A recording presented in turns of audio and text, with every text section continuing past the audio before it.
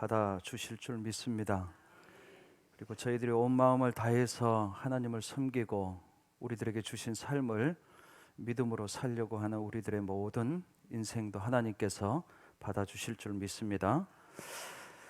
오늘 말씀 우리 고린도전서 1장 1절로부터 9절까지 있는 말씀인데요. 제목은 부르심을 받은 사람들이라는 제목으로 이렇게 잡았습니다. 이 고린도 전서를 비롯해서 후서 그리고 로마서 갈라디아서는 바울의 대표적인 서신서 4개 중에 들어가는 아주 중요한 서신서입니다. 특히 이 고린도 전서는 당시 초대교회의 그런 모습들, 그들이 어떻게 신앙생활하고 또 그들의 교회에 산적해 있던 문제들, 그것들을 어떻게 신앙적으로 풀어가야 될지를 어떻게 보면 굉장히 구체적으로 우리들에게 보여주는 그런 그래서 또 연구의 가치가 있고 또 오늘날 우리 현대 교회가 갖고 있는 그런 여러 가지 많은 문제들하고 굉장히 흡사한 부분들이 많습니다. 그래서 이 고린도 전서를 비롯해서 고린도 후서의 내용들이 오늘날 우리 한국 교회를 비롯해서 이 세계의 교회에 많은 메시지를 줄 수 있다라고 하는 그런 소중한 가치가 인정되는 책 중에 하나입니다. 이 고린도 교회, 고린도 전서는 고린도 교회 성도들에게 보내는 서신서, 목회 서신인데요. 그때 고린도는 고대 그리스 시대에 있어서 굉장히 유명한 도시 중에 하나였습니다. 굉장히 번성했습니다. 교통의 요충지였고요. 이곳을 그러기 때문에 지나가는 사람들은 일단 통행세를 냈어야 되는 시대였습니다. 그러니까 돈이 많이 모이고 사람이 모이다 보니까 거기에서 많은 문화 예술들이 이렇게 번창했고 발달했던 곳이기도 합니다.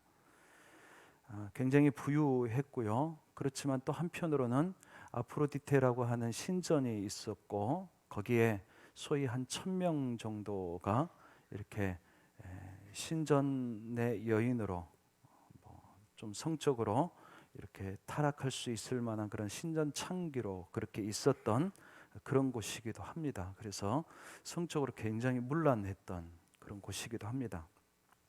많은 사람, 다양한 인종들이 이렇게 모이다 보니까 소위 상하의 개념보다는 좌우의 개념이 더 중요했습니다. 그러다 보니까 또 한편으로는 민주적인 그런 형태를 갖고 있지만 그렇기 때문에 더 자기 주장들이 더 많이 강해가지고 그걸로 인해서 다툼들이 곳곳에서 많이 일어나는 일들이 쉽게 볼 수 있는 풍경 중에 하나였습니다. 이러한 도시의 특성이 그 도시 안에 있는 교회에 결국 그 도시에 사는 사람들이 그 교회의 신자들이기 때문에 이 도시가 갖고 있었던 특성이 교회 안에 그대로 고스란히 가져가져 있었고 또 그것이 교회의 여러 가지 문제로 이렇게 남아 있을 수밖에 없었습니다. 그래서 고린도 교회 안에는 굉장히 분파들이 많았습니다.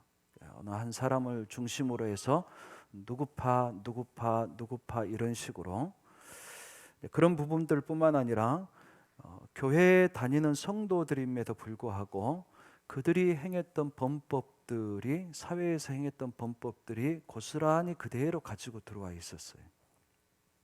그래서 부도덕한 범죄 행위들이 성도들이 갖고 있는 삶의 문제이기도 했습니다.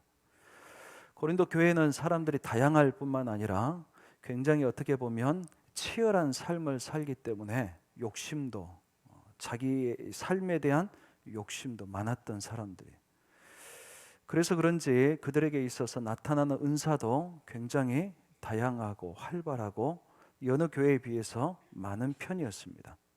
그런데 그 여러 다양한 은사들이 고린도 교회를 더 힘들고 아프게 했어요. 그것 때문에 하나 되지 못하고 다툼이 있었고 또 그래서 그걸로 인해서 어려움들이 있었어요.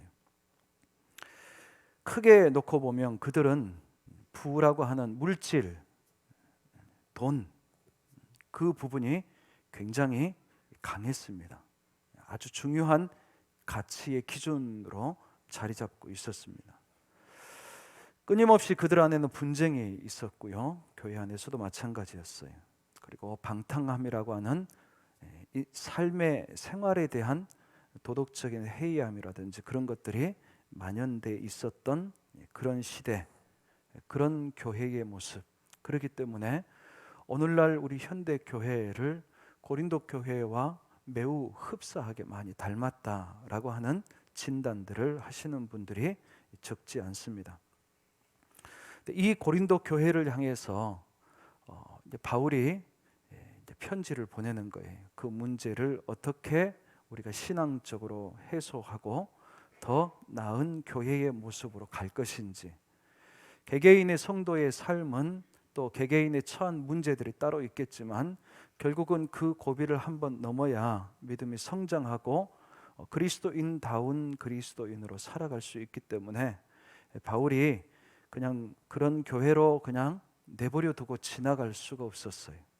그래서 바울은 이러한 서신서를 통해서 고린도 교회가, 고린도 성도들이 그들이 이러한 상황 가운데서 복음을 받아들일 때의 그 복음과 현실의 모습이 또 처한 환경뿐만 아니라 또 서로를 바라보는 것, 또 자신 안에 있는 자신의 모습들 때문에 갈등하고 고민한단 말이에요. 이게 갭이 있으니까. 그래서 거기에 대한 신앙적인 답변과 권면들이 담겨 있는 것이 고린도 전서의 내용입니다. 그래서 오늘 이 말씀을 보시면서 또 저와 여러분들의 개인에 있어서, 또 우리 교회에 있어서, 또 하나님께서 우리 교회를 어떻게 이해하게 하시는지 우리가 그것을 살펴보면서 우리 현실의 문제를 한번 믿음 안에서 말씀대로 우리가 한번 찾아가보고 극복해 나갈 수 있는 은혜가 있기를 간절히 원합니다. 고린도 교회, 고린도 성도들, 고린도라고 하는 도시가 그러다 보니까 사실은 고린도 교회는 문제가 많은 교회다라고 이야기해도 과언이 아닙니다. 고린도 교회가 갖고 있었던 문제들이 있었어요. 한마디로 이야기하면 불완전한 교회입니다. 온전하지 못한 교회예요. 그럼에도 불구하고 바울이 오늘 말씀의 2절에 보니까 고린도에 있는 하나님의 교회 그렇게 부르고 있어요. 고린도에 있는 하나님의 교회. 왜 바울은 문제 많은 교회인데도 불구하고 하나님의 교회라 불렀을까? 거기에서부터 오늘 말씀을 우리가 좀 살펴보려고 합니다. 바울이 이 말을 할 때 바울은 불편하지 않았을까? 왜? 하나님께서 복음을 통해서, 예수 그리스도를 통해서, 복음을 통해서 우리에게 보여주시고 꿈꾸게 하시는 교회의 모습과 현실의 교회의 모습이 너무 차이가 있는데 감히 우리가 하나님의 교회라고 불러도 괜찮겠느냐라는 생각을 입장 바꿔서 생각해 보니까 저도 그게 참 입에 잘 떨어지지 않겠구나라는 생각이 들었어요. 근데 그럼에도 불구하고 왜 바울은 고린도 교회를 하나님의 교회라 불렀을까라고 하는 부분이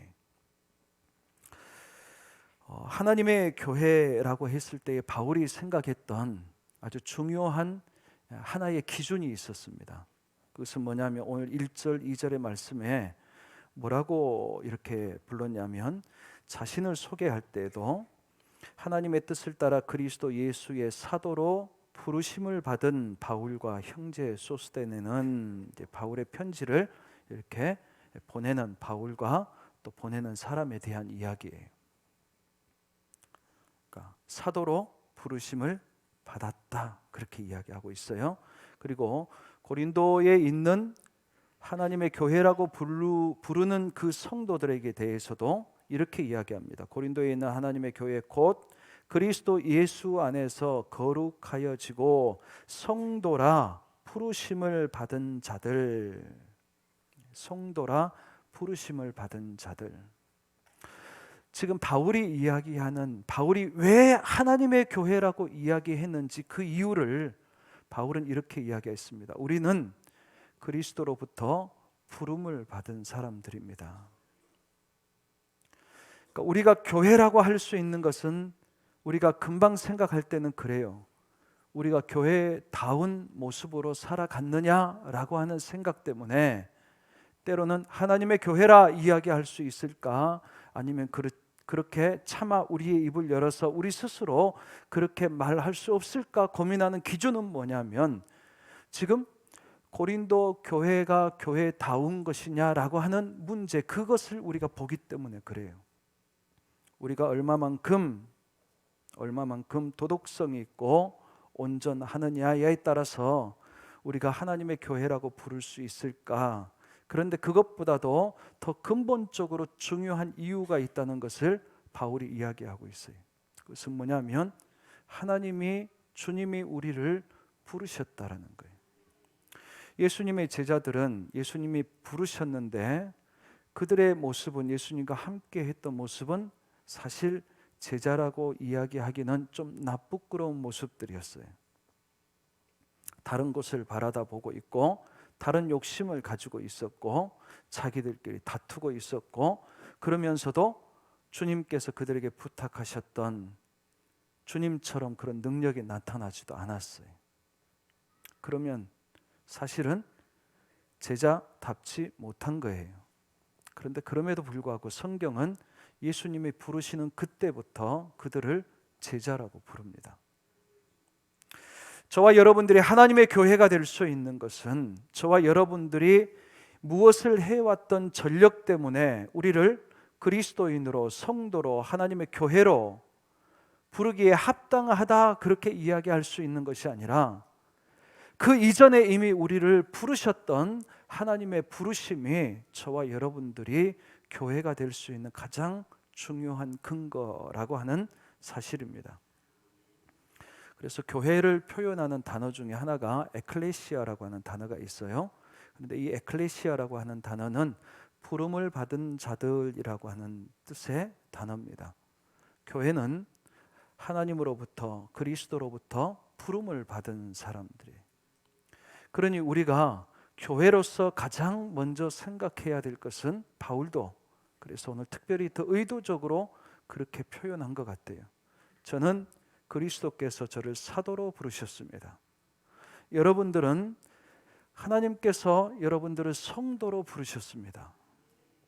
이게 지금 바울이 하나님의 교회인 교회로서의 고린도 교회에게 보낸 서신, 내가 하나님이 부르셨기 때문에 이렇게 서신서를 보내고, 또 이 서신서를 받는 것도 여러분들이 하나님의 부르심을 받은 하나님의 교회이기 때문입니다 라고 하는 것을 인사에 덧붙여서 그렇게 표현하는 거예요. 이것이 오늘 저와 여러분들에게 가장 중요한 기준이 될 수 있기를 간절히 원합니다. 저와 여러분들은 하나님께서 우리들을 부르셨다 하는 사실, 그러니 우리는 부르심에 걸맞는 삶을 살고자 하는 것이에요. 내가 자격이 있어서 하나님께서 나를 부르셨다 생각하는 것이 아니라, 내가 이러한 삶을 살았기 때문에, 내가 이러한 직책을 갖고 있기 때문에 나를 교회에서 받아주시고 나에게 있어서 교회가 당신이 꼭 필요합니다라고 이야기하는 것이 아니라, 주님께서 나를 불러주셨기 때문에 거기에 걸맞는 삶을 우리가 살려고 하고 그 직분에 합당한 일을 우리가 하려고 하는 것이, 하나님이 나를 불러주셨다라고 하는 그 한 가지, 그 가장 중요한 그 시작이 오늘 저와 여러분들에게 있기를 간절히 원합니다. 히브리서 9장 15절에 있는 말씀에 보니까요, 이런 말씀이 있습니다. 이로 말미암아 그는 새 언약의 중보자시니 이는 첫 언약 때에 범한 죄에서 속량하려고 죽으사 부르심을 입은 자로 하여금 영원한 기업의 약속을 얻게 하려 하심이라. 부르심이라고 하는 것을 우리가 특별한 사명을 갖고 있는 사람들에게만 해당되는가 하는 생각을 우리가 할 때도 있습니다. 그렇지만 주님께서 십자가를 지셨는데 그 모든 혜택을 받는 사람을 오늘 히브리서에서는 부르심 때문이다, 부르심을 입은 자들이 그 혜택을 다 보는 것처럼 우리들에게 말씀하고 있어요. 그러니 교회의 구성원으로 우리가 들어오는 그 자체만으로도 하나님께서 저와 여러분들에게 대한 부르심이 있는 줄로 믿습니다. 네 같은 것도 교회 다니냐? 절대로 우리는 그렇게 이야기할 수 없어요. 물론 그 행위와 그 모습과 그 도덕성에 대한 그 기준이 때로는 우리들에게 그런 생각을 불쑥 갖게 할 수는 있습니다. 그렇지만 그런 원래 우리들, 그런 죄인들을 예수님께서는 부르셨어요. 우리들을 살리시기 위해서 부르셨어요. 그렇기 때문에 저와 여러분들에게는 다 딱지가 붙어 있어요.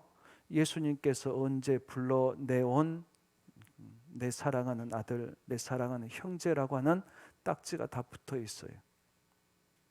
예전에 제가 어렸을 때 동네에서 큰 삼촌과 같이 청년이 일로 와봐 이놈 새끼 이렇게 이야기했더니 그 이야기를 저희 아버지가 옆에서 듣고 내가 이놈이냐 이렇게 하시면서 제 편을 들어주시는 것이 저에게는 굉장히 신선한 기억으로 남아있어요. 아버지니까 그러시는구나. 아버지니까 내 길을 죽이지 않으시려고. 하나님께서는 저와 여러분들에게 딱지를 붙여주시면서 야, 너 이거 함부로 대하지 마. 내가 부른 사람이야. 우리들은 그 딱지를 다 가지고 살아가는 사람들이. 부족해요? 잘못해요? 그렇다고 여러분들의 자녀들이 여러분들의 뜻에 맞지 않다고 호적에서 지워버립니까? 그렇지 않잖아요. 속상해서 그런 이야기는 할 수 있어요. 그러나 쉽게 우리는 그렇게 하지 않습니다. 할 수도 없는 일이고, 하나님께서는 저와 여러분들을 그렇게 부르셨어요. 그리고 그런 부르심이 있는 사람들이 지금 우리들 안에 있습니다. 그것을 우리가 귀하게 생각하는 거예요.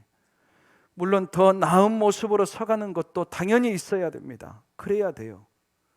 그냥 망나니 같이 그렇게 늘 속썩이는 자녀로, 그렇게 아들로 그렇게 살아갈 수는 없어요. 그럼에도 불구하고 저와 여러분들은 그리스도의 십자가의 은혜를 통해서 우리를 불러주시고 살려주신 그 은혜가 지금 우리를 교회로, 지금 우리를 이 모습까지 세워가신 줄로 믿습니다. 그 마음을 우리가 이해하고, 그래서 바울은 그것을 생각하면서 고린도 교회에게, 그러다 보니까 처음부터 야, 어떻게 교회가 그럴 수 있냐 하는 이야기부터 시작을 안 해요. 우리는 부르심을 받은 사람들입니다. 그래서 저와 여러분들이 무엇보다도 이 부르심에 대한, 이 부르심이 우리들의 구원을 시작하셨고, 이 부르심이 우리들의 삶을, 인생을 시작하게 하셨고, 이 부르심이 우리 교회를 시작하게 하신 줄로 믿습니다. 다른 이유, 고린도 교회의 성도들은 서로 다른 기준들을 가지고 서로를 바라봤기 때문에 서로를 존중할 수가 없었어요. 함께 하기도 힘들었고요. 모이기는 많이 모였는데 서로 복잡한 관계가 있었어요. 두 번째, 이처럼 하나님의 부르심으로 시작되는 우리 주님께서 우리 그리스도인들을 주님이 다시 재림한 날을 기다리는 사람이라고 하는 이야기를 오늘 말씀에서 하고 있어요. 8절의 말씀에 보니까 주께서 너희를 우리 주 예수 그리스도의 날에 책망할 것이 없는 자로 끝까지 견고하게 하시리라. 주님이 다시 오실 날이 있는데, 중요한 것은 부르심을 입은 자들이 그날을 맞이하는 아주 중요한 사람들이에요. 근데 그 사람들이 그때에 다시 오실 주님을 잘 맞이하기 위해서 그때까지 좀 제대로 좀 갖추고 서 있어야 되지 않느냐 하는 말씀이 이제 8절의 말씀이에요. 아까 처음 시작은 다 그냥 문제투성이고 그냥 복잡한 인간들이 주님의 은혜를 받고 교회에 들어왔단 말이에요. 그런데 그 모습 그대로 다시 오실 주님을 맞이하는 것에는 문제가 있을 수 있어요. 그래서 우리들에게는 하나님께서 시간을 주셨어요. 저와 여러분들이 사는 시간은 그런 의미가 있습니다. 주님 앞에 설 날을 준비하는 시간들이. 어떻게 우리가 살아갈 것인가 하는 문제는 그래서 굉장히 중요한 문제입니다. 첫 번째 오셨던 주님의 은혜와 혜택을 우리가 다 받아서 믿음을 가지고 우리가 살아가는데, 두 번째 오실 그 주님을 맞이할 때에는 우리가 그 다음을 어디에서 어떻게 살아가느냐가 결정되는 아주 중요한 만남이거든요. 그렇기 때문에 그때 우리가 잘 제대로 서서 그 주님을 만날 수 있어야 되는데, 지금 오늘 그 이야기를 하시는데, 그것에 있어서 도움이 되는 것이 뭐냐면 성령의 은사라고 하는 문제예요. 그것을 앞에서는 4절에서는 그리스도 예수 안에 너희에게 주신 하나님의 은혜 이렇게 이야기했습니다. 그리고 그 밑에에서는 은사라고 7절에서는 이야기했어요. 하나님께서 우리들에게 주시는 은혜가, 그 은혜 안에는 우리들이 구원을 얻게 되는 그 은혜도 있지만, 우리들이 그 은혜의 삶을 살아갈 수 있도록 주시는 은사 또한 하나님의 은혜의 범주 안에서 설명되고 있습니다.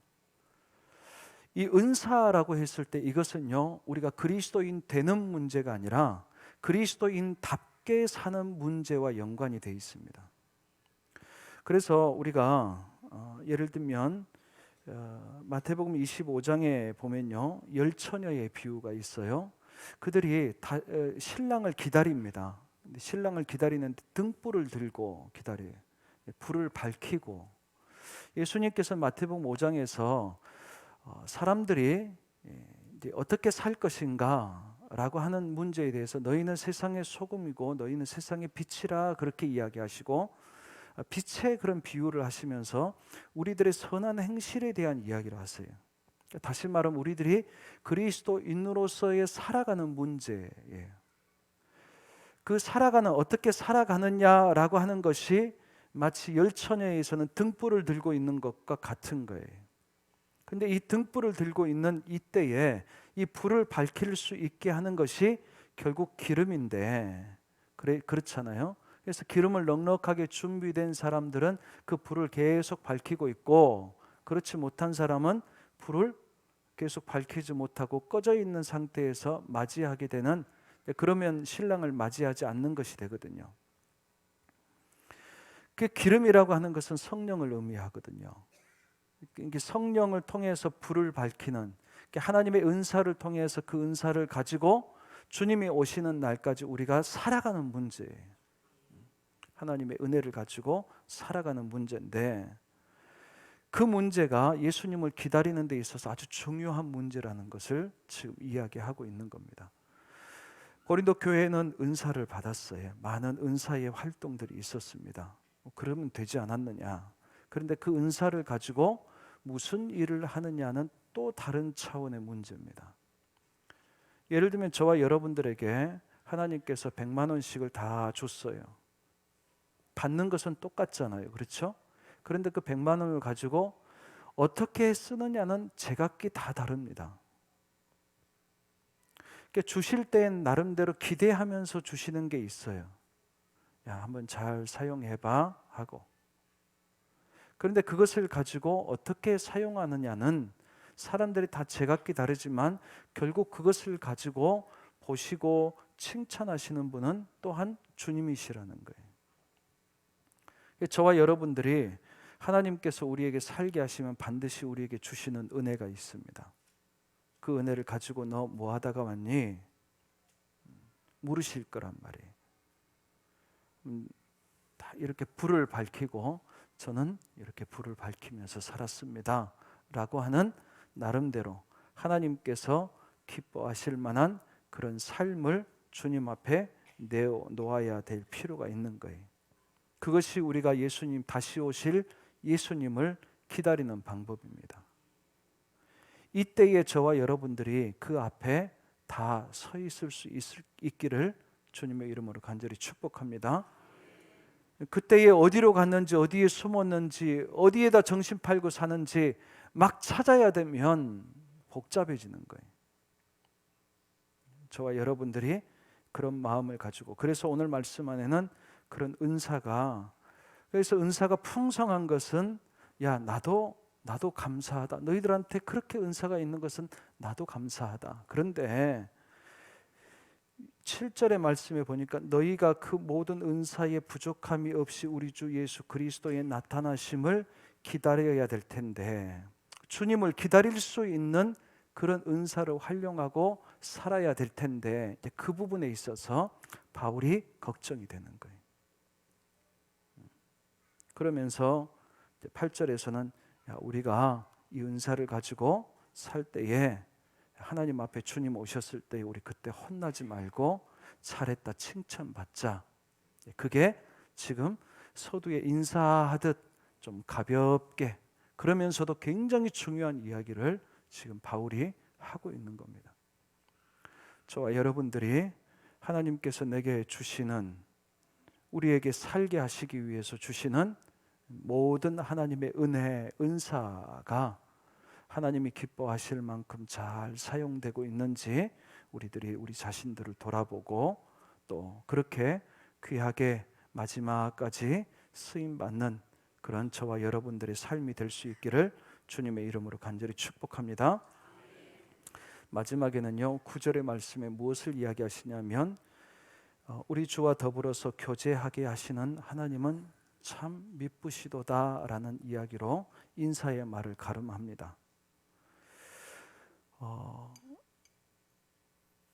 초대교회의 특징 중에 하나가 뭐였냐면 성령이 임하시니까 사도행전 2장에 보니까 그들이 사도의 가르침을 받고 사도행전 2장 42절에 있는 말씀이에요. 서로 교제하고 떡을 떼어 오로지 기도하기를 힘썼다라고 그랬어요. 성령의 은혜가 임하시니까 초대교회의 특징적인 모습 중에 한 가지가 성도들이 교제하기 시작하는 거예요. 그래서 교제한다라는 것은 서로 약한 부분을 채워주는 개념이에요. 서로 약한 부분을 채워주고 길이 이렇게 쭉 있는데 뭐 비가 이렇게 오다 보면 파이기도 하고 뭐 이렇게 솟아나기도 하고 막 그러잖아요. 그러면 이제 정비를 하는 거예요. 제가 부대 생활할 때, 군대 생활할 때에 대통령이 이제 잠재적으로 대통령 될 사람까지 해가지고 한 3분 정도가 지나갔어요. 우리 작업을 하는 일에. 그러다 보니까 한 오시기 전에 한 달 전부터 그 지방에 있던 뭐 군수, 뭐 도지사, 뭐 일단 비상이 걸려요. 그리고 동선에 포장이 다 깔리더라고요. 이야, 대단하구나. 그리고 한 15일 전부터는 군인들이 위장 크림을 바르고 산속에 전부 다 배치돼 가지고 혹시 일어날 수 있는 것에 대해서 다 점검하고 그냥 야산에서 15일을 보내요. 야, 그렇게 준비하더라고요. 하나님께서 우리들에게 은혜를 주셔가지고 성도의 교제를 하게 하시는데, 교회를 이루게 하시는데 어떻게 교회를 이루게 하시느냐? 우리들에게 있어서 서로 부족한 부분들, 패인 부분들을 메꾸게 하시는데 높이 올라온 곳에서부터 메꾸게 하세요. 그래야 평탄해지거든요. 세례 요한이 예수님의 앞서 6개월 앞서 와가지고 자기는 주님의 길을 준비하러 왔다 그렇게 이야기했어요. 그 자신의 사명이 마치 옛날에 로마의 황제가 길을 가기 위해서 선발대가 갑니다. 그 선발대는 그 마차가 지나가기 위해서 길을 보수하는 일이 가장 큰 일이었어요. 파인 곳, 또 높이 솟아있는 곳 깎아내가지고 다 메꾸고 그렇게 왕의 길을 만드는 거예요. 성도의 교제라고 하는 의미는요, 우리들이 함께 모이는데 사실은 이런 사람이 있고 저런 사람이 있어요. 근데 하나님께서 주신 은혜가 주님이 다시 오실 날을 맞이하게 하면서 우리들 안에 무슨 일을 하게 하시냐면 그 길을 평탄하게 만드는 일을 해요. 세례 요한만 하는 것이 아니라 이제는 저와 여러분들이 주님을 맞이하는 사람으로서 그 주님께서 오시기에 좋도록 길을 만들듯이, 그럼 어떻게 하느냐? 파진 곳을 메워 넣고 높이 솟은 것은 좀 낮춰서 평탄하게 고르게. 그래서 교회 안에 굉장히 중요한 것이 뭐냐면 성도의 교제입니다. 성도의 교제를 통해서 그 작업을 하는 거예요. 그 영적인 작업이 성도의 교제를 통해서 이루어집니다. 성령께서 오시니까 조금 가지고 있던 사람들은 내어놓아 가지고, 그때 가난한 사람들이 있었는데 그 가난한 사람들이 먹고 살 수 있도록, 가난한 사람들이 부자 만들어주는 곳이 아니었어요. 함께 할 수 있는 곳이었어요. 함께 하는 것이 위로가 되고 감사하고 기쁨이 있고 함께 하는 것이 즐거웠어요. 그것이 처음 성령이 함께 하시면서 보여주셨던 교회의 모습이었어요. 그래서 성도의 교제라고 하는 것은 교회 생활을 하는 데 있어서 굉장히 중요한 영역입니다. 저는 그래서 우리 교회가 그렇게 성도의 교제가 활발하게 잘 이루어질 수 있는 곳이 될 수 있기를 간절히 원합니다. 고린도 교회는 그게 문제였어요. 모이면 싸움이 일어났어요. 다툼이 일어났어요. 네가 더 잘났느니 내가 더 잘났느니 그것 가지고 아웅다웅. 네가 더 큰 거 받았느니 내가 더 큰 거 받았느니 은사를 가지고서도 그렇게 했어요. 그거 아니다. 은사라고 하는 것은 서로 함께 해서 더 온전함에 이르게 하는 것이 그게 은사라는 거예요. 그래서 그 은사를 통해서는 우리가 서로 돕고 완벽하게 해주는 일들을 감당하게 했어요. 저와 여러분들이 우리가 함께 우리가 신앙생활 하는 데 있어서 저는 지금이 굉장히 중요한 시간을 저희들이 보내고 있다고 저는 그렇게 믿습니다. 하나님께서 바로 막 사람들을 보내서 그렇게 막 이곳을 채우고 그 다음에 또 어떻게 해야 되지? 야, 장소가 부족하니까 또 교회를 또 건축을 해야 될까? 이런 고민을 하기 전에 하나님께서 정말 중요한 우리 준비들을 영적으로 준비해 주셔서 보내주셨으면 그들이 서로 싸우는데 또 더 서로 서먹서먹 하는데 서로 그냥 정도 없는데 더 많이 부어줘 봤자 우리 교회는 사랑이 없는 교회로 그대로 그것을 계속 어떻게 해소하지 못하고 갈 수밖에 없을 거예요. 둘이 있을 때는 괜찮아요. 그런데 세 사람이 오기 시작하면 또 달라요, 문제들이. 함께 한다는 것은 말처럼 그렇게 쉽지가 않습니다. 그래서 사람들이 함께 하는 문제를 풀지 못하면 그냥 나 혼자 할게, 그냥 그렇게 이야기해버려요. 혼자 하는 게 훨씬 편하다는 생각이 드는 거예요. 그런데 혼자 하는 것이 편한 생각이 들면 절대로 온전해지지가 않습니다. 저와 여러분들이 그렇기 때문에 처음부터 그것을 염두에 두고 바울은 그렇게 이야기한 거예요. 우리들은 하나님께서 우리를 부르신 사람들입니다. 다른 것이 기준이 아니라 부르심이라고 하는 것이 우리들을 고르게 만드는 가장 중요한 기준이었어요. 우리는 은혜를 받은 사람들. 이거는 내 재능이 아니에요. 하나님께서 내게 주신 거예요. 더 나아가서 우리는 성도의 교제를 하는데 우리들끼리 잘 지내는 사람이 아니라 누구랑 같이요? 그리스도와 함께, 주님과 함께. 그러니까 저와 여러분들이 만날 때 그 안에 같이 계시는 분이 계시는 거예요. 누가요? 예수 그리스도께서요. 하다못해 밥을 같이 먹더라도 주님이 함께 계시는 그 식탁 교제가 이루어지고 운동을 같이 하시더라도 그 안에 주님께서 같이 계시는 것을 기억하고 서로 귀하게 생각하고 존중하고 우리 장성제일교회가 그런 준비가 될 수 있는 은혜가 있기를 간절히 원합니다. 우리들끼리만 잘 지내고자 하는 목적이 아니에요. 더 많은 영혼들을 우리가 품고 그들에게 그리스도의 사랑을 가르쳐주고 그들이 사랑받는 존재로 구원 얻는 존재로 살아가게 하기 위해서 무엇보다도 우리가 먼저 준비하고 지금 어떻게 해요? 그 시기가 다가왔다는 이야기를 많이 합니다. 그러면 우리가 준비하는 것도 느긋하게 할 수 없어요. 빨리 준비해야 돼요.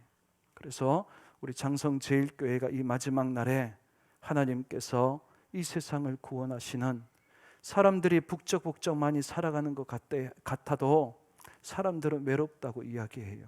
심지어는 교회 다니는 사람들도 그렇게 수많은 십자가들이 이 도시에 펼쳐져 있음에도 불구하고 가고 싶은 갈 교회가 없다라는 이야기를 해요. 말이 안 맞는 이야기잖아요. 그런데 그게 우리가 이해가 되는 게 또 이상한 일이에요. 우리 장성제일교회는 가고 싶은 교회, 함께 하고 싶은 교회, 주님을 만나는 교회, 우리가 주님의 부르심에 우리가 함께 할 수 있는 교회가 될 수 있기를 주님의 이름으로 간절히 축복합니다. 기도하겠습니다. 하나님 아버지 고맙습니다. 오늘 저희들에게 귀한 말씀으로 우리 장성제일교회가 하나님의 교회됨을 말씀해 주시니 감사합니다. 부르심을 귀하게 여기게 하시고 은사를 귀하게 여기게 하시고 우리가 함께 할 수 있는 교회가 되게 하여 주시옵소서. 예수님의 이름으로 감사하며 기도합니다. 아멘.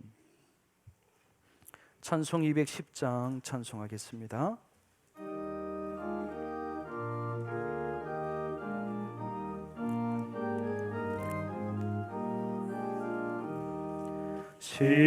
시온성과 같은 교회 그의 영광 한없다. 허락하신 말씀대로 주가 친히 세웠다. 반석 위에 세운 교회 흔들 자가 누구랴. 모든 원수 해워사도 아무 근심 없도다. 생명샘이 솟아나와 모든 성도 마시니 언제든지 흘러넘쳐 부족함이 없도다. 이런 물이 흘러가니 목마를 자 누구랴. 주의 은혜 풍족하여 넘치고도 넘친다.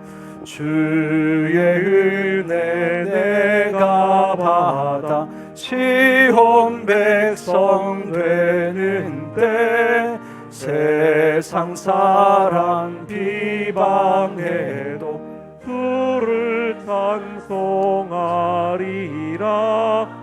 세상 헛된 여름 영광 아침 안개 같으나 주의 자녀 받을 복은 영원 무궁하도다.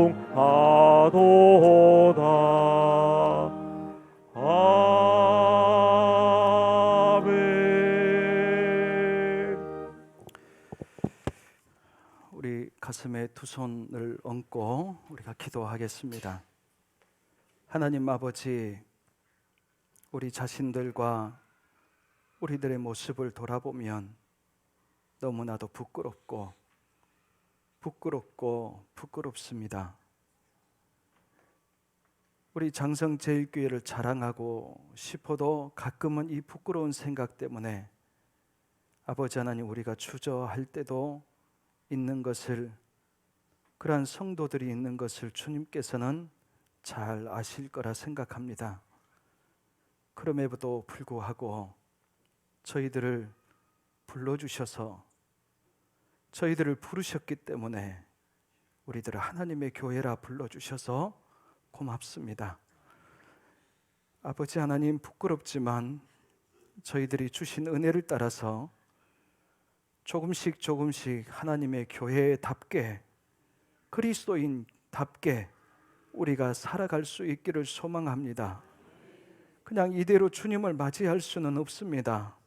아버지 하나님, 세상에 우리의 욕심과 아버지 하나님 욕망에 사로잡혀서 아버지 하나님 모습은 껍데기는 그리스도인이고 교회지만 아직 변하지 못하고 주님 앞에 합당한 삶을 살아가지 못하는 그 모습으로 그대로 주님을 맞이할 수는 없습니다. 아버지 하나님께서 저희들에게 베풀어 주신 은혜를 따라서 아버지 하나님, 더욱더 주님 앞에 아버지 교회답게 우리가 변화될 수 있는 성화의 은혜가 있게 하여 주시옵소서. 온전함에 이룰 수 있는 은혜를 허락하여 주시옵소서. 그 일을 위해서 더 모이기에 힘쓰고 기도하기에 힘쓰고 배우기에 힘쓰며 우리가 신앙생활을 하려고 합니다. 하나님 아버지, 그때마다 주의 성령님 함께 해주시고 은혜를 베풀어 주시고 우리의 속사람과 지난 옛사람을 아버지 하나님 돌아보게 하시며 이제는 주님께서 우리에게 베풀어 주신 그 은혜를 따라서 새 사람을 힘입고 우리가 살아갈 수 있는 주의 자녀들이 다 되게 하여 주시옵소서. 주님이 주신 은혜를 가지고 우리가 함께 모였지만 때로는 아픔이 많고 상처도 많고 때로는 아버지 하나님 우리의 손길과 마음이 필요한 아버지 하나님 비어버린 그런 영혼들이 있습니다. 하나님, 우리가 함께 만났으니 우리가 서로 복이 되게 하시고, 만났으니 채워지는 은혜가 있게 하여 주시고, 만났으니 함께 할 수 있는 은혜가 있게 하여 주시옵소서. 그래서 우리 장성제일교회가 갈수록 더욱 든든하게 서갈 수 있는 은혜가 있기를 간절히 소망합니다. 아버지 하나님의 은혜가 충만하게 하여 주시옵소서. 주신 은혜에 감사해서 제목에 따라 하나님 앞에 예물을 드립니다. 하나님 아버지, 온 마음을 다해서 드리오니 하나님이 이 예물을 받아주시되 그 마음과 그 인생을 같이 받아주시고, 그 제목에 따라서 하나님께서 위로하시며, 그 제목에 따라서 하나님께서 그 기쁨을 받아주시고, 그 제목에 따라서 그 마음의 소원을 채우시고 이루시는 하나님의 은총이 아버지 하나님 우리 모든 각 사람에게 함께하여 주시옵소서. 이 모든 것들을 통하여서 하나님 우리 장성제일교회가 더욱 든든하게 설 수 있도록 은총을 베풀어 주시옵소서. 예수님의 이름으로 감사하며 축복하며 기도하옵나이다. 아멘. 주 예수 그리스도의 은혜와 하나님 아버지의 사랑하심과 성령의 감화 감동하시고 교통하시는 은혜가 하나님의 부르심에 합당한 삶을 살기를 원합니다. 다짐해 보며 이 자리에 머리 숙인 하나님의 귀한 자녀들 위에 주께서 핏값으로 세우신 우리 장성 제1교회 위에 이제로부터 영원토록 함께 하옵시기를 간절히 축원하옵나이다. 아멘.